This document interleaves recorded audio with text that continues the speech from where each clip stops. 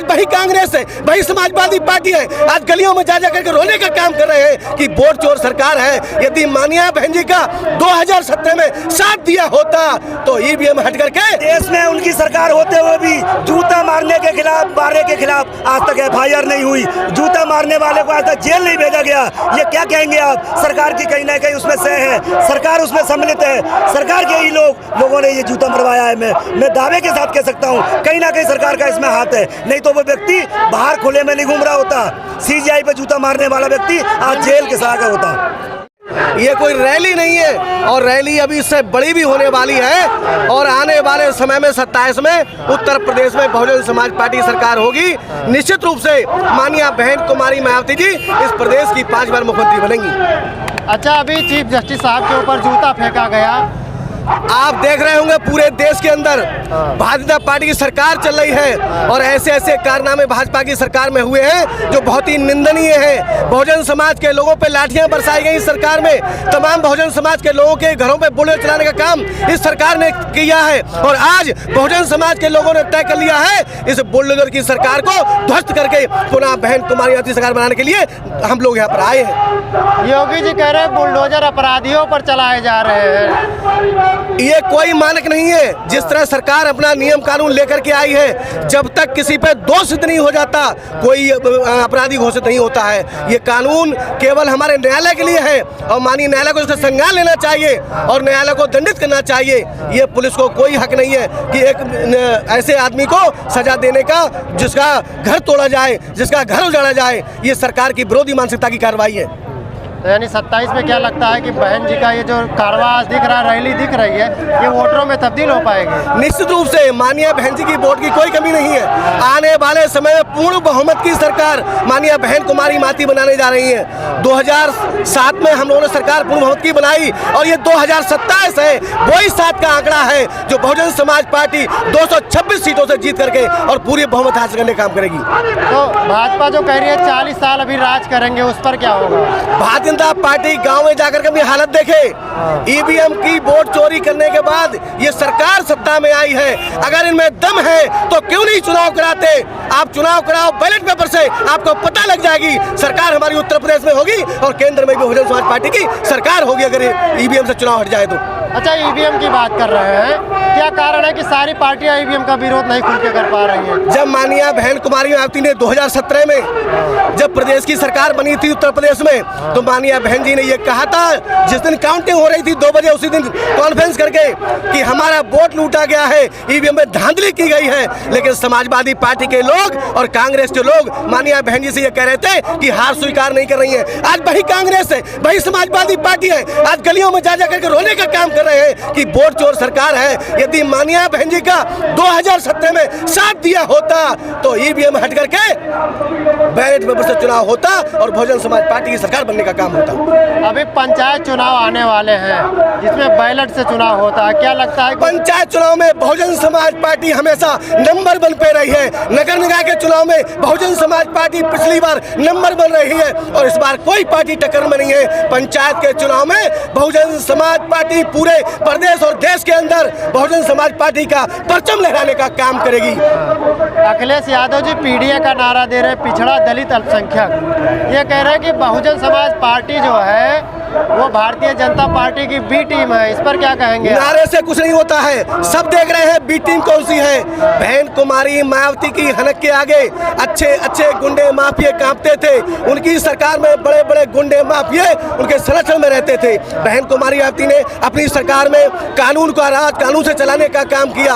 आज तक कोई नेता ऐसा पैदा नहीं हुआ जो शहरी गरीबों के लिए आवास देने का काम करे। आजादी से लेकर आज तक किसी की इसमें नजर नहीं गई, लेकिन धन्य हो माननीय बहन कुमारी मायावती जी, आपने शहर में रहने वाले पन्नी ताल के नाली के किनारे ऐसे गरीबों को आवास देकर के उनको सम्मान देने का काम किया। साथियों, उत्तर प्रदेश में आपने देखा होगा बहन कुमारी मायावती ने किसी की नजर नहीं गई 1,08,000 सफाई कर्मचारी भर्ती करने का काम किया।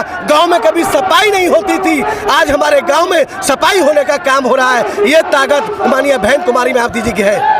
यानी माना जाए कि बहन जी अपने कार्यों की बदौलत 27 में वापसी कर पाएंगे। मानिया बहन जी के शासनकाल की हम नहीं कह सकते। बहुजन समाज पार्टी का बच्चा बच्चा जानता है कि उनका शासन कैसा था, और अब जाके पूछ लो, विरोधी भी कहते हैं कि मानिया बहन कुमारीवती का शासन सबसे अच्छा था। यानी अखिलेश के पीडीए पर बसपा हावी हो जाएगी। ये सिर्फ पीडीए किताबों में है, ये पीडीए केवल दिखावा है, ये पीडीए केवल टीवी में है, ये पीडीए केवल चैनल में है। अगर सच्चे हितैषी पीडीए के होते तो बाबा साहब डॉक्टर अंबेडकर के नाम से बने हुए जिले, मानवर काशीराम साहब के नाम से बने हुए जिले, हमारे महाप्रो के नाम से बने हुए जिले, समाजवादी पार्टी उनका नाम बदलने का काम नहीं करती। यदि वो बहुजनों के, यदि पीडीए के सच्चे हितैषी होते तो बाबा साहब डॉक्टर अंबेडकर का नाम बदलने का काम, पारक छीनने का काम नहीं करते। ये सब दिखाई देता है, दोहरा चरित्र है। हाथ में संविधान लेकर के कांग्रेस पार्टी, समाजवादी पार्टी संविधान बचाने की बात करती है, और जब सरकार इनकी बनती है तो उसी संविधान की धज्जियां उड़ाने का काम करते हैं। एक इनका सांसद था नगीना से प्रमोशन में आरक्षण जो मिल रहा था बहुजन समाज के लोगों को, तो प्रमोशन में आरक्षण का बिल फाड़ने का इनके सांसद ने काम किया। यानी माना जाए कि संविधान विरोधी गतिविधि में पहले वही शामिल है। बेशक संविधान की रक्षा कोई कर सकता है, संविधान को कोई सही मायने में लागू कर सकता है तो वो बहुजन समाज पार्टी है। बाबा साहब डॉक्टर अंबेडकर ने इस देश का संविधान लिखा, इस देश में रहने वाले तमाम गरीब दलित सबको सम्मान देने का काम किया, हिंदू मुस्लिम सिख ईसाई सबको समानता देने का काम किया, और उसी संविधान को तोड़ने का काम दूसरी पार्टियां कर रही हैं। लेकिन बाबा साहब डॉक्टर अंबेडकर ये कह करके गए थे कि जो देश का संविधान है बहुत ही खूबसूरत मैंने बनाया है, यदि इसकी चलाने वाले की नियत अच्छी नहीं होगी तो संविधान अच्छा नहीं होगा। इसे चलाने वाले लोग अच्छे होंगे तो ये संविधान पूरे विश्व का नंबर 1 संविधान होगा, और संविधान को सच्चे मायने में कोई लागू कर सकता है तो बहन कुमारी मायावती ने इस प्रदेश के अंदर लागू करके दिखाया। बड़े बड़े गुंडे माफिए चाहे अपनी पार्टी के नेता क्यों ना हो, यदि गरीबों को सताता है, गरीबों को दबाता है तो उसको FIR लिख करके जेल भेजने का काम बहन कुमारी मायावती ने किया। चलिए बहुत बहुत धन्यवाद। कहाँ से आए हैं आप, क्या कहेंगे? चलिए ठीक है, आप कहाँ से? बधाई से आए हैं। बधाई से आए हैं। बधाई से। क्या कहेंगे आज के कार्यक्रम? मैं गुरदयाल भारती एडवोकेट बहुजन समाज पार्टी का बदायूं का विधानसभा का प्रभारी हूँ। मैं वर्तमान में उत्तर प्रदेश बार काउंसिल का चुनाव लड़ रहा हूँ, बार काउंसिल उत्तर प्रदेश का सदस्य का चुनाव लड़ रहा हूँ, गुरदयाल भारती एडवोकेट। आज जो जनसैलाब आपको लखनऊ में दिख रहा है, पूरा लखनऊ आपको नीला हो गया है। ये माननीय बहन जी की एकमात्र रैली नहीं है। माननीय बहन जी ने मानवर काशीराम साहब के परिनिर्वाण के दिवस के मौके पर एक आह्वान करा है कि आज पुण्यतिथि के मौके पर बहुजन समाज के कार्यकर्ताओं को बुलाया है। आज लखनऊ में आपके लिए केवल और केवल बहुजन समाज पार्टी के कार्यकर्ता बगैर बुलाए इस तरह आए हुए हैं। लोगों ने रेलें रोक दी हैं, डीजल बंद कर दिया है, बाहर रोक दिए हैं, उसके बावजूद भी ये रैली आपको दिख रही है। बहुजन समाज पार्टी का कार्यकर्ता अपने पैसे से रूखी रोटी बांध करके ला करके लखनऊ में उपस्थित हुआ है। कोई भी ताकत बहुजन समाज पार्टी कार्यकर्ता को रोक नहीं सकती है, और पूरा जोर लगा लिया है इस गुंडे बुलडोजर की सरकार ने कि बहुजन समाज पार्टी की ये मीटिंग है, रैली है, ये सफल लखनऊ में ना हो सके। मगर आज आप देख रहे हैं कि जितनी भीड़ अंदर है उसका कई गुना ज्यादा आज बाहर पार्क के दिख रही है। यानी 27 में बहन जी वापसी करेंगी, 5वीं बार मुख्यमंत्री बनेंगी। ये हम नहीं कह रहे हैं, विरोधी भी ये भाप गए हैं। आप विरोधियों से भी बात करेंगे तो वो भी ये सोच रहे हैं कि 5वीं बार 2027 में बहुजन समाज पार्टी की मुखिया बहन कुमारी मायावती उत्तर प्रदेश की मुख्यमंत्री बनने जा रही हैं। ये हम नहीं कह रहे, विरोधियों से बात करिए। आप जनता के बीच जाइए, गाँव जाकर के मालूम करिए, किसान से पूछिए जाकर के, किसान आपको बताएगा। जिस तरह आज DAP मिल रही है, जिस तरह खाद मिल रहा है, जिस तरह बीज मिल रहा है, किसान की फसल सांड खा रहे हैं, गाय खा रही है, वो जाकर के गांव का गली का किसान बताएगा कि वो चाहते हैं बहुजन समाज पार्टी की सरकार आए जिससे सब होशियार रहे, चाहे गरीब हो, अमीर हो, क्या बिजनेसमैन हो, व्यापारी हो, नौकर पेशा हो, सबको अगर कोई न्याय दे सकता है तो बहुजन समाज पार्टी की मुखिया बहन कुमारी मायावती अपने शासनकाल में दे सकती है। अच्छा, आप वकील हैं, उत्तर प्रदेश में योगी जी कह रहे कानून व्यवस्था का राज है, इस पर क्या कहेंगे? आप तो अधिवक्ता हैं। मैं अधिवक्ता हूँ तभी तो जानता हूँ कितनी बार उत्तर प्रदेश के ये बुलडोजर सरकार ने अधिवक्ताओं के ऊपर लाठियां भाजी हैं कितनी बार। ऐसा कोई कांड नहीं है, चाहे वो आपका हापुड़ घटना हो, चाहे वो मुरादाबाद की घटना हो, हमारे बदायूं की घटना हो, उत्तर प्रदेश में अधिवक्ता सुरक्षित नहीं है। जो न्याय का प्रहरी कहा जाता है, आज उत्तर प्रदेश का अधिवक्ता छोड़िए, सीजीआई पर जूता फेंका जाता है। सीजीआई सुरक्षित नहीं है तो अधिवक्ता कहाँ से सुरक्षित होगा? तो क्या माना जाए कि भाजपा कानून व्यवस्था, अरे देश में उनकी सरकार होते हुए भी जूता मारने के खिलाफ आज तक एफआईआर नहीं हुई, जूता मारने वाले को आज तक जेल नहीं भेजा गया। ये क्या कहेंगे आप? सरकार की कहीं ना कहीं उसमें सह है, सरकार उसमें सम्मिलित है, सरकार के ही लोगों ने ये जूता मरवाया है। मैं दावे के साथ कह सकता हूँ कहीं ना कहीं सरकार का इसमें हाथ है, नहीं तो वो व्यक्ति बाहर खुले में नहीं घूम रहा होता। सीजीआई पे जूता मारने वाला व्यक्ति आज जेल के साथ होता। इससे सरकार का क्या फायदा हो सकता है? सीजीआई सरकार का फायदा, ये पूरा प्रोपेगेंडा बनाते हैं। सरकार का फायदा इतना है कि हिंदू मुसलमान करते हैं। आज उन्होंने ये सीजीआई पे जूता फेंका है, इससे क्या है क्योंकि आज देश के जो सर्वोच्च पद है सीजीआई का, उस पर एक दलित बैठा हुआ है, इसलिए वो चाहते हैं कि किसी तरह जूता मार करके दलितों का वोटों का बंटवारा करके लूटा जाए। ये उनकी साजिश है। कौन चाहता है? ये देश की सरकार चाहती है, भाजपा चाहती है, आरएसएस के लोग चाहते हैं।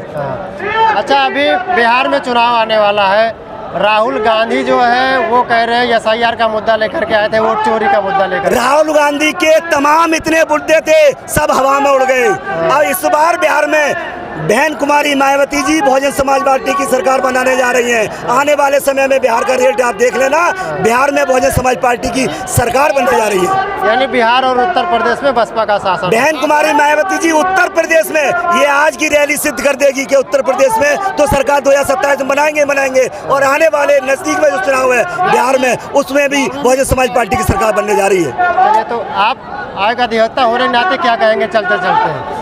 किसके लिए? अधिवक्ता होने के नाते उत्तर प्रदेश की कानून व्यवस्था और आज की रैली पर क्या कहेंगे? मैं एक अधिवक्ता होने के नाते मैं ये कहना चाहता हूँ, जब देश का सीजीआई सुरक्षित नहीं है, देश का कानून दिलाने वाला अधिवक्ता सुरक्षित नहीं है, तो आम जनमानस कैसे सुरक्षित हो सकता है?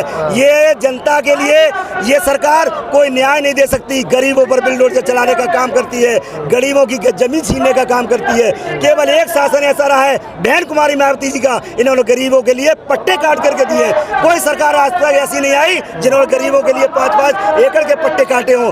कोई सरकार ऐसी नहीं आई जिन्होंने गांव में पट्टे काट करके उनको आवास देने का काम किया हो। केवल एक मात्र सरकार है बहुजन समाज पार्टी की, बहन कुमारी मायावती जी की। ये लोग गरीबों को हक छीन सकते हैं, इनको न्याय नहीं दे सकते, इनको सम्मान नहीं दे सकते, कोई सुविधा नहीं दे सकते। मैं एक अधिवक्ता होकर के गारंटी के साथ कह सकता हूँ, केवल छलने का काम, वोट लूटने का काम भाजपा सरकार कर सकती है, इसके अलावा कोई किसी को कुछ नहीं दे सकता।